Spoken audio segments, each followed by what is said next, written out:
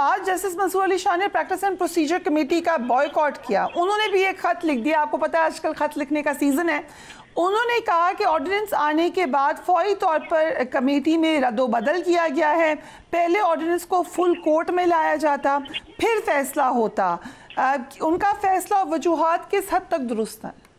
नहीं, देखिए, अगर ऐसी फ्रेंकली स्पीकिंग बात करें, कितना बोंडा तरीका है। ये 25 करोड़ आवाम का मुल्क है, जिसको जमहूरियत भी है, जिसमें आइन भी है, जिसमें बड़ी अदालतें। आप अंदाजा लगाएं, एक दिन के अंदर अंदर ऑर्डिनेंस पास होता है और कानून और आइन ये कहता है कि जब पार्लियामान जब इन प्रोग्रेस हो, पार्लियामान जब फंक्शन में हो, तो कोई ऑर्डिनेंस पास नहीं है। ऑर्डिनेंस उसके बावजूद पास, और जरदारी साहब ने जो इसके ऊपर दस्तखत किए, काजी साहब अब तैयार बैठे थे, काजी साहब ने फौरन मुनीफ साहब की जगह जो अमीनुद्दीन साहब को जो ला के बताया। अब उस प्रैक्टिस और प्रोसीजर एक्ट के तहत जो 3 आदमी बैठे हैं, उसमें सिर्फ हैसियत जज जो क्वालिफाई करता है वो मंसूर अली शाह है, न तो अमीनुद्दीन खान है और न ही काजी पायजी सर, क्योंकि आज के फैसले में इन दोनों के इनके बारे में ऑब्जर्वेशन आई है, रिमार्क्स आई है, और ये हैसियत जज के अब क्वालिफाई नहीं करते। तो लिहाजा वो जो प्रोसीजर प्रैक्टिस और प्रोसीजर एक्ट का ऑर्डिनेंस का जो वो फायदा उठाना चाहते थे, वो नहीं उठा सके। आज आपने देखा होगा practice and procedure committee senior जज की गैर मौजूदगी में आर्टिकल 63A की नज़रसानी अपील अब 30 सितंबर के लिए है। चीफ जस्टिस सरबराही करेंगे इस बेंच की। फवाद चौधरी साहब ने उनका कहना है ट्वीट की कि हर वो केस जिससे चीफ जस्टिस को एक्सटेंशन मिल सकती है, वो खुद उस केस की समाअत कर रहे हैं। माय क्वेश्चन है इसके, क्या अभी भी कोई एक्सटेंशन ऑफ चीफ जस्टिस का मामला है? देखिए, मैं अर्ज करूं आपसे, मैं फिर अर्ज करता हूं, आज के फैसले में 2 अपने सुप्रीम कोर्ट के जज के मनसब के बारे में, हैसियत जज, उनकी क्वालिफिकेशन के बारे में, हैसियत के बारे में आज का फैसला बहुत वाज़ेह है। उसमें अमीनुद्दीन खान है और नईम अफगान है, और वो जो आर्टिकल 63A के तहत जो बेंच बना है, उसमें ये दोनों जज साहिबान बैठेंगे। और अगर 30 को ये केस फिक्स है, तो सवाल, सबसे बड़ा सवाल ये पैदा होगा कि ये जज उस बेंच में बैठ सकते हैं या नहीं बैठ सकते। किसी ये कि खुद काजी फैज ईसा के मनसब के ऊपर भी आज का फैसला जो है, अगर बहुत खुले अंदाज में नहीं तो दबे अंदाज में, वो भी हैसियत जज के क्वालिफाई नहीं करते। तो अगर फिर भी अगर वो बेंच बैठ के कोई फैसला कर भी लेता है, तो सुप्रीम कोर्ट के सामने इसकी कोई हैसियत नहीं है और इस पे कोई अमल नहीं होगा। कोई वकला तहरीक दोबारा चल सकती है? 2009 की वकला तहरीक में नून लीग वकला को सपोर्ट कर रही थी, आज उनकी मुखालफत में आईनी तरमीम है। मैं अब 2 दिन पहले लाहौर में खुद मौजूद था, और लाहौर में जो वकला का जोश और खरोश था, जो जज्बा था, और जिस किस्म के सख्त किस्म के नारे स्लोगन लगाए जा रहे थे, तो मैं ये समझता हूँ क्योंकि वकला ये समझते हैं कि इस दफ़ा वाज़े तौर पे इस जुडिशल सिस्टम को उठाकर फेंकने का एक इंतज़ाम किया जा रहा है।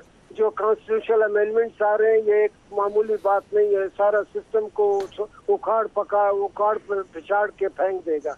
इस वजह से वकला तहरीक बिल्कुल अपने उसमें है, एक्शन में है। 26 तारीख को हमने पेशावर जाने का प्रोग्राम बनाया था, मगर अब वो कुछ वजूहात की बिना पे हमने अगले जुमेरात के लिए उसकी डेट गालबन फिक्स हो रही है। तो उसके फौरन बाद हम मुल्क में ये वकला कन्वेंशन करेंगे, और इंशाल्लाह आप देखेंगे कि वकला के सामने ये जितनी भी गलत किस्म की हुकूमत बैठी है, ये गलत किस्म के लोग बैठे हैं, ये उस वकला की तहरीक को फेस नहीं कर सकेंगे। राइट, अगर इजाज़त दें राना साहब, वकला अगर सारे मामले के खिलाफ तहरीक शुरू कर देते हैं, हमने सुना कुछ साहब को, तो फिर आप लोगों का लाहे अमल क्या है? देखिए, ये तो जब ऐसा कुछ होगा तो उस वक्त देखा जाएगा, लेकिन वकला क्यों करेंगे? अगर वकला जो हैं, आई एम श्योर री राइटिंग ऑफ कॉन्स्टिट्यूशन को तो नहीं सपोर्ट करेंगे ना, और जो आईनी तरामीम आनी है वो 2/3 अक्सरियत से आनी है। वो कौन सा किसी चोर दरवाजे से वो इम्प्लीमेंट हो जानी है। तो अगर वो 2/3 अक्सरियत से कोई आईनी तरामीम आती जुडिशल रिफॉर्म्स के तहत आएंगी, तो उसका मतलब है कि उसके पीछे 2/3 मेजॉरिटी खड़ी है। तो फिर इस तरह की तरमीम को जो है क्यों, इस तरह के प्रोसेस को क्यों कोई जो है उसके खिलाफ चलेगा।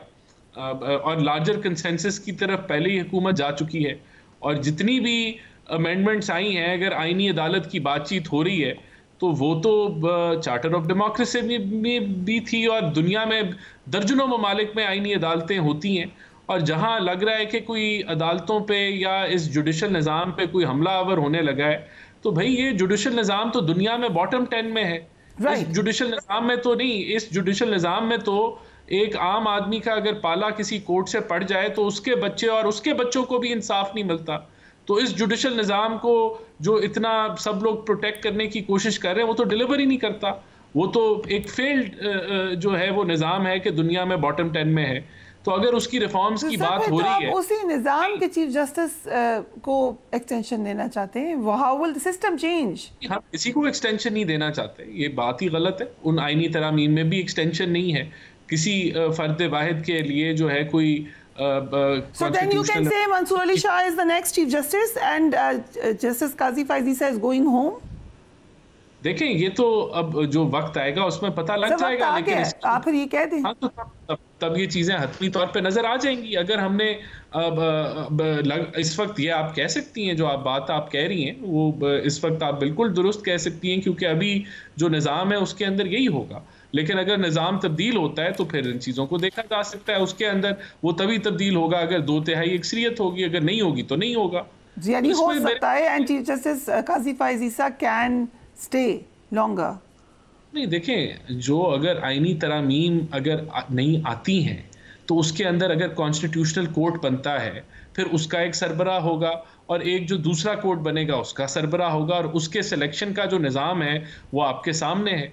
तो वो जो तरामीम की गई, जो आप अपना स्लोगन रख लें, नई सुप्रीम कोर्ट। पीटीआई का नया पाकिस्तान था, आप लोग फिर नई सुप्रीम कोर्ट रख लें अपना slogan on a lighter note.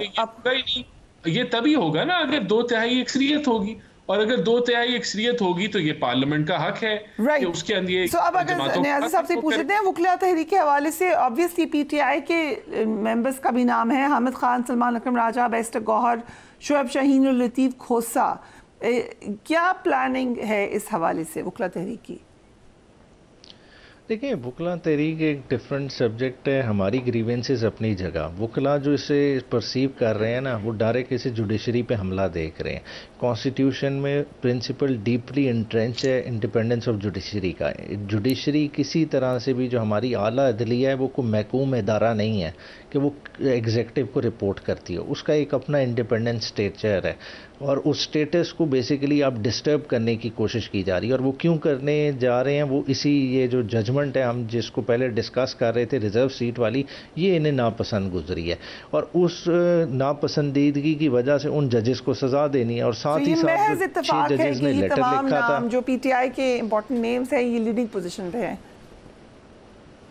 देखिए वो लॉयर्स हैं, लॉयर कम्युनिटी में से हैं, तो वो पार्टिसिपेट कर रहे हैं, मगर ऑल अक्रॉस इसके अलावा कितने लॉयर्स हैं वो बीच में पार्टिसिपेट किए। देखिए, जो भी होगा वकील, अगर लॉयर मूवमेंट पहले भी चली थी तो वकला ने पार्टिसिपेशन की थी irrespective of their party affiliation, क्योंकि जहां आ जाती है इंडिपेंडेंस ऑफ जुडिशरी की बात, तो जो लॉयर्स हैं वो अपना फ़र्ज समझते हैं उसके लिए निकलना। देखें, ये कोई लाइटली इस चीज़ को नहीं लिया जा सकता, वरना तो देखें आपका और ये बनाना रिपब्लिक्स का फ़र्क ही नहीं रहेगा। यही एक चीज़ है जो आपको अभी तक बचा के खड़ी है, और उसी को आप तहस नहस करने के दर पे जो है ना खड़े हैं, क्योंकि आपकी स्कीम ऑफ थिंग्स में आपको अदलिया पसंद नहीं आ रही।